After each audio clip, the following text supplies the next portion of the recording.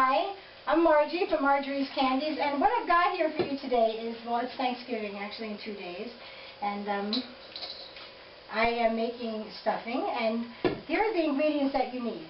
This is 10 cups of breadcrumbs, and they're fresh breadcrumbs, so they're soft. And what I did was I had some hoagie buns. And it actually, that was what's left from 2 hoagie buns. That's what one looked like, and that was what's left after I cut 2 to get my 10 cups. And I just sliced little, half-inch, maybe 1-inch slices, and then I cut them. I have a few pictures in there I'm going to show you. I took some still shots of what I did. So also, we have that, and then I have 2 cups of onion. There's probably more there because that's a 2-cup bowl. But I always overdo my vegetables. And this is, it calls for 1 cup of celery, but this is more, and I probably will use all of it because stuffing is really to taste. You kind of want a basic recipe. And then here I have the still of that as well. This is sage. This was fresh sage. And then I have some fresh thyme here. And this is parsley. I didn't have fresh parsley, so I'm going to use that. And then we have pepper. And there's some chicken bouillon here for the liquid. And I have half a cup of butter, which I'm going to put into a pan and start to warm up to get my onions and celery cooking. So I'll be back in a minute.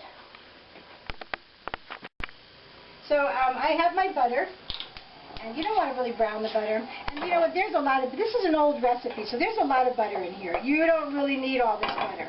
You don't really. In the end, we're going to add the broth, but I'm just going to be a bad girl today, and I'm going to use all this butter. I mean, that's really big. It may seem like a lot there, but it does cook into it nicely, but you don't really need all that.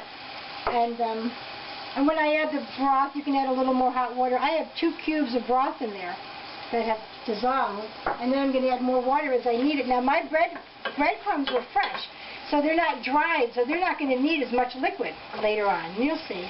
So that's my over 2 cups of onions, and I'm going to add a little bit. It called for 1 cup, and there was a good 2 cups there, so I'm just going to add that. I'll save that for something else, an egg salad or tuna salad or something. So I'm just going to cook this down and let it get a little clear, let it get cooked through, and then we'll add it to our bread. And at the very end, I'm going to add the spices into this, just so they stick really nicely to the onions. Sometimes they say just to add the spices to the bread before you add this in, but I'm going to add the spices right into here. So we'll be back. Now this was all done, and it was still hot, very hot and sizzling, so I poured in my spices. Okay, that was the pepper and the sage and the parsley and the thyme. Sounds like a song, almost. Okay, so I'm going to bring this over to my breadcrumbs, and I'm going to just kind of pour it in. Right on top. I like lots of the vegetables. And I'm going to toss that. Just toss it around so it gets completely coated in there.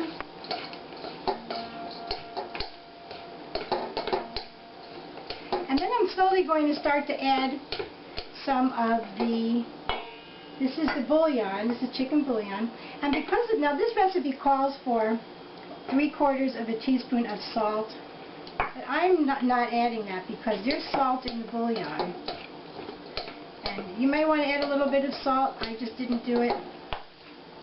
Okay, and you continue to add the bouillon until you just want it, until it's just as wet as you want it to be.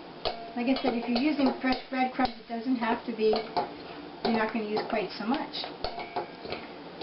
Okay, that almost looks good. Maybe a little bit more. What do you think, April? Looks good. That look good? Okay, so now I have a 9x13 pan here and a little bit of butter, which also has salt in it, especially if you take the stuff from the bottom. And just put some nice, fill that in there. And do your sides too. Don't be shy. Okay, and then you're just going to press it in, and then you can use the rest of the butter. You can sort of brush it on the top. If you're putting, you're not supposed to put this in the bird, but sometimes we do, just because I love it that way. I take my chances, I guess. But, so I won't talk about that. I'll just take all that back. Okay. Okay, so now you can put that into the oven the day that you're making your turkey, and you can just brush this with a little bit of butter on the top. I think we have enough butter in here, you guys. I guess I'm going to hear about that. You guys like to tell me all the butter I use. But anyway, so you brush it with butter. So later on, you put it in the oven at 350 for about a half hour or so. Let it get all crispy on top. And that's it. So have a nice Thanksgiving, you guys, and I'll see you soon. Bye.